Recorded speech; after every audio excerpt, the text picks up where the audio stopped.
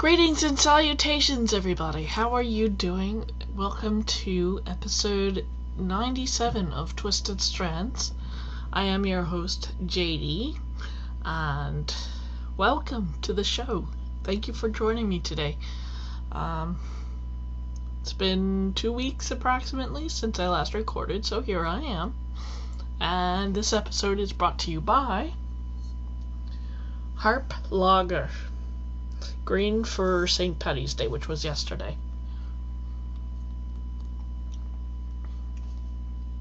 It's nice, it's tasty.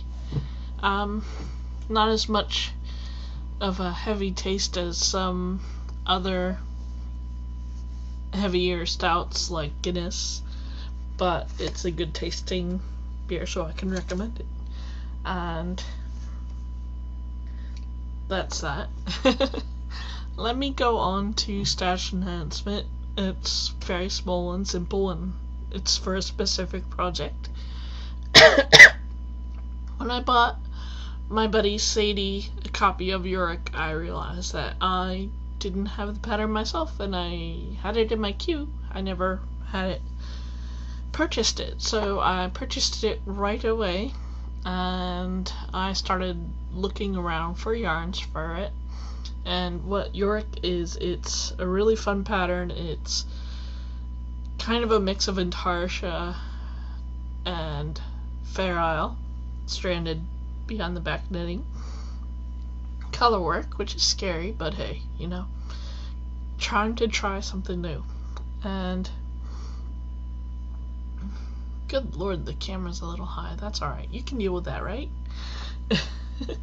So anyway, I hemmed and I fussed, and I didn't want to buy from Knit Picks. They didn't have the colors anyway. And so I went to Webb's on my way up to New Hampshire this past weekend. So I purchased some really nice Cascade 220 sport weight yarn. And I found 3 neutral colors. It's a charcoal black, natural color, and a really nice gray, a smoky gray. And this is going to be the background. This is going to be the skull, and this is going to be the background, the crossbones behind it. And so, yay, Cascade 220 sport weight yarn. That was my big old splurge, and that's all I did. Let me see. My spinning. I did start spinning my lamney. Just to give you a nice view of what I'm spinning. Here is the roving. I split it up into 2-ounce bumps, or, you know, more obviously balls. And I'm started spinning it really, really thin. I haven't spun since my adventure with the merino, so it was something different. I want to spin it thin and make it into a 3-ply yarn. So I'm trying to learn the ways of doing what I want specifically with my wheel. So we'll see how that shows up. I have not made a lot of progress because I've been busy this week. Past 2 weeks actually. So that is that. That is yarn and fiber for this past week. 2 weeks, sorry. So anyway, let's go on to works in progress, of which I've got less than I'd like to have on the needles, frankly. I'd like to work on more different things because I've been getting bored at watching telly and all that, and I can't quite work on some things like I like. But, you know, this is the one I've been hacking away. And this is the Don't Cage Me in Socks. Let me go over to my show notes. Hang on. Don't Cage Me in Socks by Heather Kine. Oh, I'm sorry. Heather, who is Boutros Babe in a lot of areas, and while it is quite the challenge for me to do toe-up socks, that's what this is, and I feel like I did a bit of a messy job with my Judy's Magic cast on. I still feel like I got a decent start. That's one repeat and a few tiny bits into the new row, and I gotta say, two things. I really like the pattern, and I really should try to learn how to cable without a freaking needle, because as much as I like it and I love the effect it gives, I'm getting frustrated with having to take out my little needle all the time, and that's excuse me, getting a little frustrated with that. But I love the way it works with self-striping sock yarn. This is actually worked on size 2 needles. Let's see if this will, yes, which is a 2.75 millimeter, and it's size US 2, and it's Lollipop Yarns Green Monster colorway. And as I get on with the leg and all, I'm going to be sure to put on a beer themed stitch marker, and these have made me quite happy. I'm starting to get the hint of the pattern and all that, so that's nice. And let's see, I'm still, well, I haven't touched them in quite some time, but I've got the heel done. I think I showed this to you last week. But those are the Glauberg socks by Monica Eckert. I have not touched them because I fell in love with the green, especially around St. Patty's Day in March. I just wanted to do something new. Don't think I've given up on it. And oh, this bag is special. Let me show you the bag's maker. She is a sweet person, and I shall be giving away a bit of her bag. Oh, Little Pockets makes these, and they're on it. She's on Etsy, and she is keen. I will be putting up a drawing thread for someone. Struggle for this bag, which is about the same, and it's really adorable with these freaking owls. It's so cute. So that'll be a 100th podiversary podcast, whatever the fuck it is, and that'll be a nice little gift. So thank you. Sorry, excuse me. Little Pockets. Yeah. Little Pockets. Lovely store. Check her out. And let's see, so both of the socks. Yeah. I'm also working on here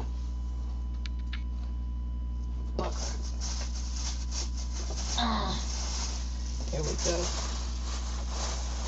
That's where that chocolate bunny went. Save that for later.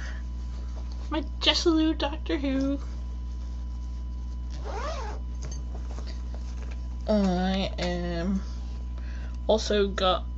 I've also got 2 different dishcloths still in the works.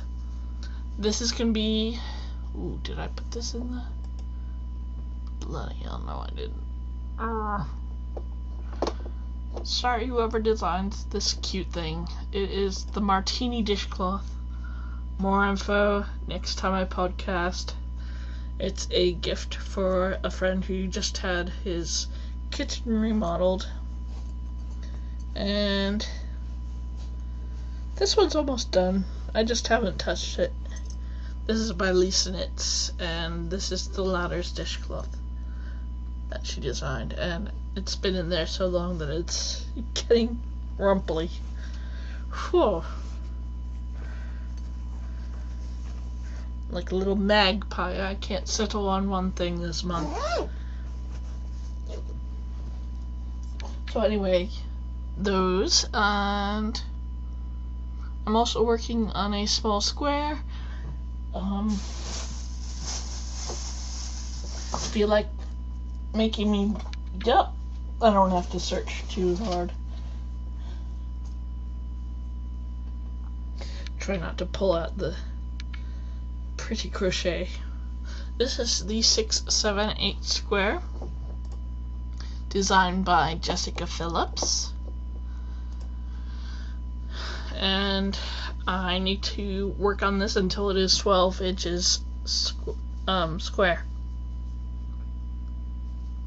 I'm just using a simple Super Saver solid, and this is my first one where it's a round object and it becomes a square, I hope. I really do. I'm a bit of a novice sometimes with crochet. Lace is my friend in crochet. Textured stitches and going into colorwork and stuff, that's kind of something I need to work on, and this looks like it'll be something I need to work on, as the pattern is nice but it's not exceptionally clear. So either that or I screwed up. We can admit that I do fuck up things sometimes, but yeah, it's pretty and I hope to make it big. Anyway,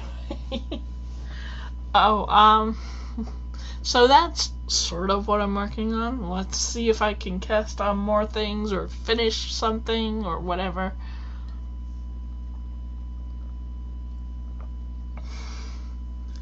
Things are coming down and I've hit a rhythm with getting my chores and shit done in a timely manner, and hopefully I will finish this before I have to go to bed. I'm hoping to catch the first episode of the Bates Motel. I really do want to see it. It looks creepy and the acting looks good, so I'm hoping to catch that. So onward and upward. I kind of already donated the Pretty Robin's egg blue hat that I made, and that was lovely. I finished it off with 2 buttons from my stash. I have a tiny button stash, not much of one, and I liked it so much I think I'll make myself one with a bit of a deeper brim or crown, whatever, so it goes over my ears. So that's a finished object, and then what else? Yeah. This is the finished object that I can show you. I knitted up this weekend, and it is a Feather and Fan baby hat by Heidi Sunday, and the yarn is something in good conscience I would tell you to stay the hell away from. It is Jojo Land Tonic.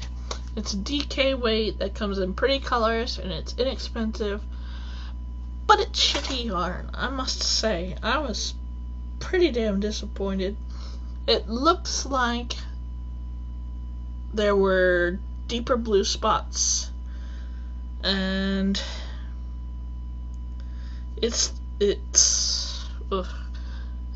there were parts where it split in a fashion that you can't make it look good. You just keep knitting and you hope it gets better, and it's when these little tufts of yarn just happen. Perhaps it was because I was knitting on a tight gauge or what have you, but I was not happy with the results, and I'm not going to buy it again. I will probably use it for a charity hat, though, just to get it out of the stash. And put it to good use, because it's yarn that I purchased for use, and I will use it, damn it. Anyway, closer look, feather and fan hat. It starts off a little bit awkward, but I think it'll fit a baby's head. I don't know many babies, but my boss's daughter-in-law just popped out one little boy who's cute and could use a baby head. There we go. That's my massive finished object for the week.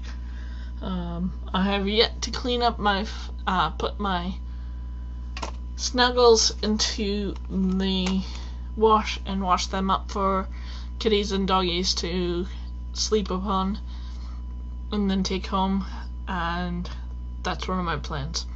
Now, let's get on to stuff and junk. First off, let's go with questions that people have asked me. Thank you for interacting me on the forum at Twisted Strands podcast forum on Ravelry. And I've got my first question, who is from Nana for me. She also signed her name Ruth. So Ruth, you wanted to know, have I ever crocheted socks, and would I recommend a pattern? And thank you for the kind note about things I make. That's very sweet of you. I appreciate it. Alright, I do know that some people who have been lifelong hookers and suddenly you say, God, there's some pretty socks out there, I want to make socks. So they switch to knitting. But sometimes knitting doesn't click with people, and there are many sock patterns out there for crocheters. And I recommend you pick up one of those cute little books you see in Michael's, or try and find a free pattern online, and you should be able to make yourself a nice pair of socks from those. I would recommend something very basic with an exciting but bright or light colored yarn. Okay? Reason I say that is, yeah, sure, plain single crochet or double crochet or half crochet is not very exciting, but it will give you time to think about the construction, and so on and so forth. So start with something basic, maybe a little bit of a scallop stitch on top, some basic stitches, and then boom, do the heel like the directions say. So brighter yarn, and find a nice basic pattern for a crocheted sock, and there you go. I wish you all the best. I myself have never tried crocheting socks because I feel that the knit stitch is more suited to it and stretchy and the length, so I prefer knitting my socks. But I don't want anybody to not have handmade socks in their lives, so crochet away, my dear. And Pattern Whisperer wanted to know what's my favorite crocheted dishcloth pattern. So anyway, like, you know, what's versatile and all that. And I have happy memories of crocheting up to particular patterns. One is the Sylvan Star pattern. You can find that in my projects, and that can easily be modified to become a blanket, and it was easy and fun to make that. The second favorite one was simply known as a round dishcloth, and I really liked that one for the simplicity and the fun, and it looked really neat when I was done, so you could probably adjust it to become a blanket. I'm not sure. You'd probably have to do a bit of math, but yeah, the round dishcloth number 2, and the first favorite was Sylvan Star. I am still sort of I haven't touched it in months, but I'm still hooking up, still a work in progress, a really simple dishcloth where you crochet into the back, then the front, then the back front, back front. But unfortunately that was making me think a little bit too much right before the holidays, so I haven't delved into that, and I haven't come close to finishing that. So thank you, ladies, for the questions. I love my hooking as much as my knitting, so knitting and crochet questions, and sometimes even spinning questions, are just as good. Now, for things I've watched while I was crafting or not, I went out to my good friend Secca Dermant's, that's her web name, house, and she and her husband treated me to a Game of the Thrones Season 2, what the hell is it? A marathon of sorts. And it was fun and dramatic, and there was a lot of tit and ass, and a little bit of how do I say that without being offensive? Oh, fuck it. There were also some gay male characters, which was kind of hot and sexy, and I'm a Slash fan, I don't care. Look it up. Anyway, so Game of Thrones, now that I'm turned myself quite red, I'll take a drink. That was probably a bit of TMI, just ignore it. Anyway, so Game of Thrones made me cry, made me laugh, made me go, hot damn! And it's interesting. I'll be waiting with bated breath until they can show me Season 3, which is starting this week. Anyway, I've also been watching some Dog the Bounty Hunter. I seem to watch that a lot. Sorry, my knees are moving the damn desk. And what else? Oh, the Sci-Fi Channel. I love the horrible movies that the Sci-Fi Channel does. Last weekend, when I was sitting in bed trying to figure out a sock pattern or something, I got to watch, oh, it was the blue hat that I was making. I got the pleasure of watching this Maine crocodile story, from Maine crocodiles. Hello. Lots of swampland in Maine, I guess. And that was pretty funny. Lots of blood and gore. People getting eaten by humongous alligators. Or crocodiles. Whatever.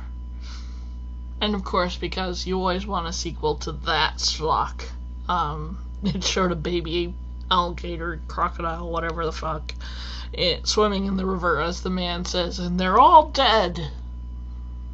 Evidently not.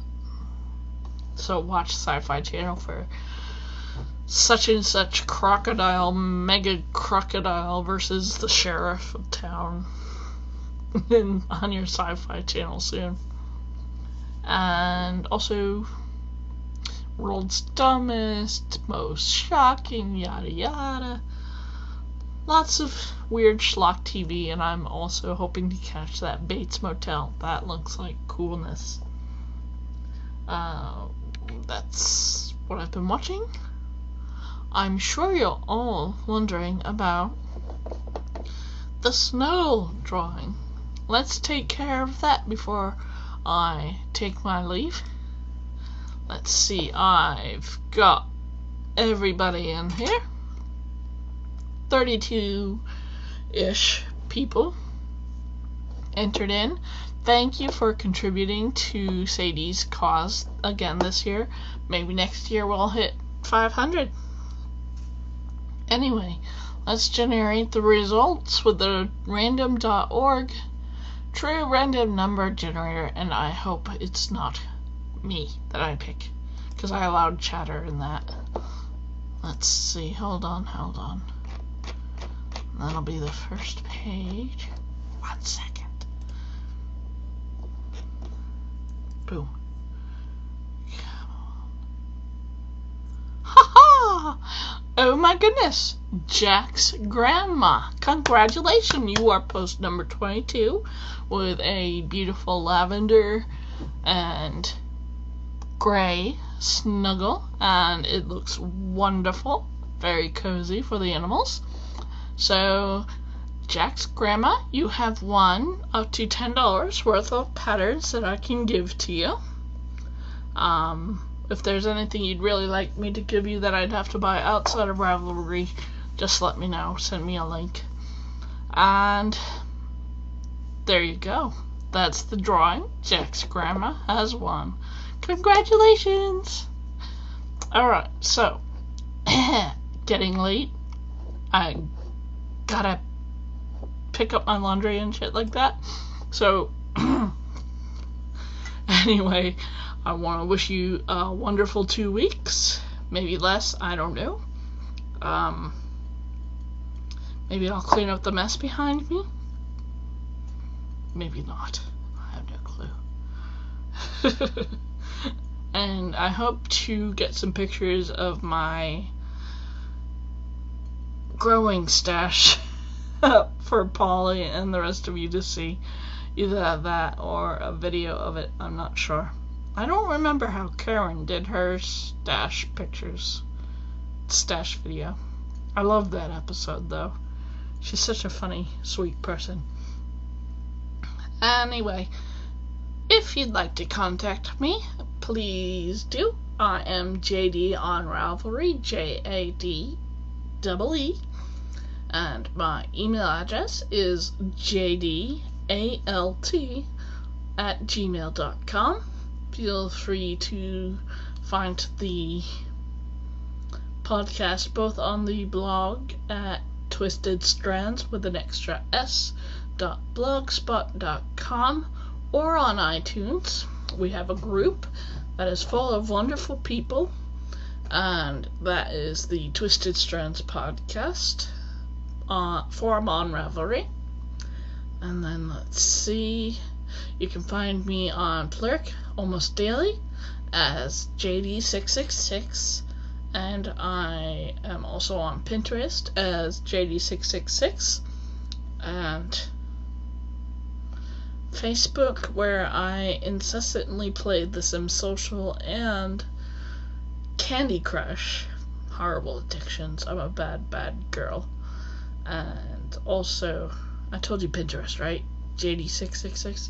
Okay, carrying on. And did I even tell you Facebook? JDUff. HUFF. And what else? Oh, Twitter. JD666. See a theme? There you go. And I just want to stop and thank you, one and all, for watching the show. If you're a new viewer, welcome. I hope you like it. And for returning viewers, blow you a kiss. I love you. Okay, so enjoy. Jack's grandma, get in touch with me. And I will see you in a while. Not too long. 2 weeks? At the most, come on. You can wait for me. Happy crafting, everybody.